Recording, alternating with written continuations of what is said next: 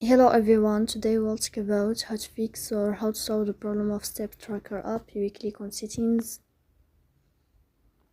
Here in this page you can go to apps, default apps, app settings. On above we can search about step tracker and you will enter. Here in this page you can go to first stop and you can click OK. Here we'll enter to the window of storage. Then you can click on clear cache.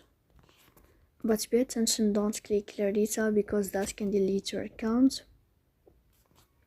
Then you can turn on your airplane mode and you can turn off your airplane mode again to fix that problem. So please don't forget to support us by like and subscribe. See you next time in another video and thank you for your attention.